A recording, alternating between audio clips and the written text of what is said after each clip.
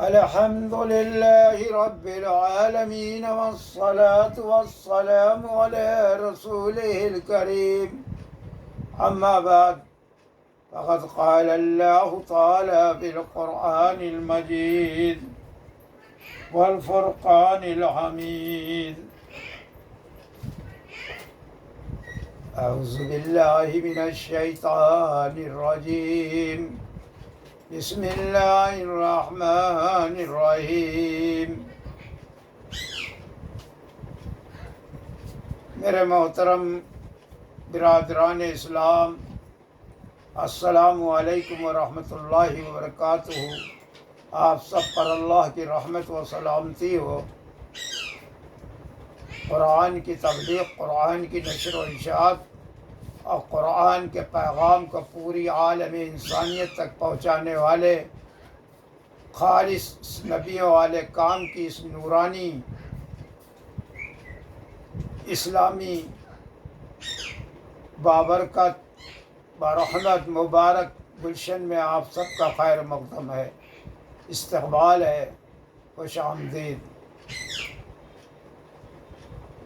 اب آپ کے سامنے سلسلہ وار تاریخ اسلام جلد اول کا بیان شروع کرتے ہیں. ملک عرب میں نہ ریشم پیدا ہوتا ہے نہ کپاس.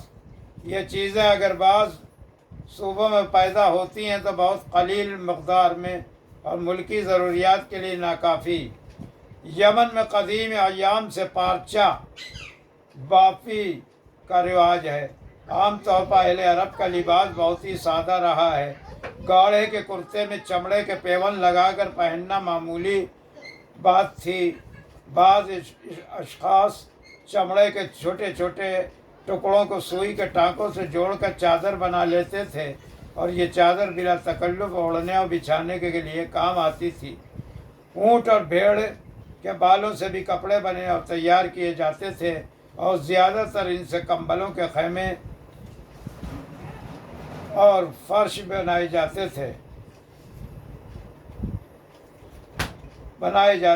ڈھیلے ڈھیلے نیچے کرتے تہ بند اور سر پر رومال یا امامہ کا رواج تھا. عود، عنبر، لوبان، کافور وغیرہ خوشبویات سے بھی وہ واقف تھے. اہل عرب کی خوراک بھی بہت سادہ اور بے تکلفانہ ہوتی تھی.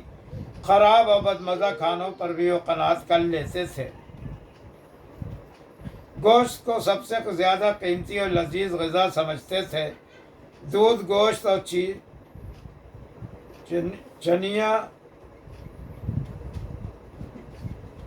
وغیرہ غلہ عام طور پر تمام ممالک کی غذا تھی. پنیر، ستو، کھجور، روغن، زیتون، ہریرا وغیرہ کا بھی استعمال کرتے تھے. ٹڈیاں بھی جو اس ملک میں بکثرت ہوتی کھاتے تھے. آٹے کو چھلنی میں چھاننے کا رواج عام نہ تھا. بلا چھنے ہوئے آٹے کی روٹی پکا کر کھاتے تھے. سمار بھی پکا کر خوب مزے سے کھاتے تھے. کھانا کھانے کے آداب بھی بہت ادنا درجے کے تھے، جن کا اندازہ ان احکام نبوی صلی اللہ علیہ وسلم سے بخوبی ہو سکتا ہے جو کھانے پینے کے متعلق احادیث میں موجود ہیں، اور جن میں بہت سی بدتمیزیوں سے منع کیا گیا ہے اور انسان کو دسترخوان پر بسیار خوری اور بے شرمی، کثیف المزاجی اور ناپ شناپ باتوں سے باز رہنے کی تاکید کی گئی ہے. غارت گری، جیسے کہ اوپر بیان ہو چکا ہے، عرب میں دو قسم کے لوگ تھے. ایک وہ جو شہروں اور بستیوں میں آباد تھے، دوسرے وہ جو خانہ بدوشی کی حالت میں پھرتے تھے اور تعداد میں زیادہ تھے. شہری لوگوں میں اگرچہ حقوق ہمسایہ کی رعایت، امانت داری و دیانت داری وغیرہ صفات تھے، مگر تجارت میں مکر و دغا، دھوکہ بازی وغیرہ عیوب ان میں بھی موجود تھے. خانہ بدوش یا بدوی رہزنی اور ڈاکہ ڈالنے میں بے حد مشاق تھے. مسافروں کو لوٹ لینے اور زبردستی کسی کا مال چھین لینے کی سب کو عادت تھی. اگر کسی شخص کو تنہا سفر میں پاتے تو اس کا مال چھین لیتے اور اس کو غلام بنا کر بیچ ڈالتے۔ راستوں میں جو کنویں بنے ہوتے ہیں ان کو گھاس وغیرہ سے چھپا دیتے کہ مسافر کو پانی نہ مل سکے اور پیاس سے مر جائے تو بلا زحمت اس کا مال ہاتھ آئے۔ چوری میں بھی خوب مشاق تھے، بعض تو چوری میں اس قدر مشہور تھے کہ ان کے نام بطور ضرب المثل مشہور ہوئے۔ ان چوروں کو زبان العرب، عرب کے بھیڑیے بھی کہا جاتا ہے تھا۔ تکبر کی رز ذیل میں صفات بھی عرب جاہلیت میں حد کو پہنچی ہوئی تھی۔ جزعمہ ابرش کے تکبر کی یہ حالت تھی کہ کسی کو اپنا وزیر و مشیر اور ہم نشین نہیں بنایا۔ وہ کہتا تھا کہ فرقدین ستارے میرے ہم نشین ہیں۔ بنی مخزوم بھی تکبر کے لیے کافی شہرت رکھتے تھے۔ اسی طرح بہت سے قبائل اور اس رذیل صفت میں ممتاز و مشہور عوام تھے، لیکن اس عیب سے خالی کوئی بھی قبیلہ نہ تھا۔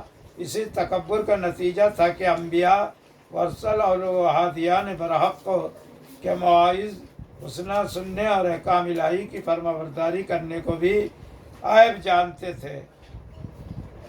شتر کینہ، اگر کسی قاتل یا دشمن پر اس کی زندگی میں دسترس حاصل نہ ہو سکتی تو اس کے بیٹے پوتوں اور رشتہ داروں سے بدلہ لیتے تھے، اور جب تک انتقام نہ لے لیتے چین سے نہ بیٹھتے تھے۔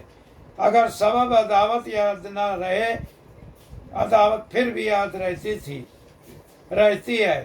بہت سے شخصوں کو صرف اس لیے قتل کرتے تھے کہ ہم کو ان سے دشمنی ہے اور ان کا قتل کرنا ضروری ہے، لیکن یہ نہ بتا سکتے تھے کہ ان سے کیوں دشمنی ہے۔ مراسم ماتم، جب کوئی شخص مر جاتا تو اس کے عزیز اقارب اپنا منہ کھسوٹتے اور بال نوچتے اور ہائے وائے کرتے تھے۔ عورتیں بال کھولے سر پر خاک ڈالے جنازے کے پیچھے پیچھے چلتی تھیں۔ جس طرح ہندوستان میں ہندو لوگ مردہ کے غم میں سر کے بال اور داڑھی مونڈ دیتے تھے، عرب جاہلیت میں عورتیں بھی بلوائی جاتی تھیں۔ وہ خوب زور و شور سے نوحہ کرتی تھیں۔ دفن سے فارغ ہو کر دسترخوان بچھایا جاتا اور ان نوحہ کرنے والیوں کو کھانا کھلایا جاتا۔ اسلام نے ان تمام مراسم جاہلیت کو مٹایا، لیکن تعجب ہے کہ ہندوستان کے مسلمانوں میں تیجا، 10واں، 20واں، 40واں، چھمائی اور برسی اب بھی موجود ہے، اور عرب جاہلیت کی تکلیف ابراہیمی کا ماتم ہم اپنی آنکھوں سے دیکھ رہے ہیں۔ انا للہ و انا الیہ راجعون۔ انشاءاللہ اس کے آگے کا سلسلے وار بیان آئندہ سلسلے وار بیان میں ہوگا۔ وآخر دعوانا الحمد للہ رب العالمین۔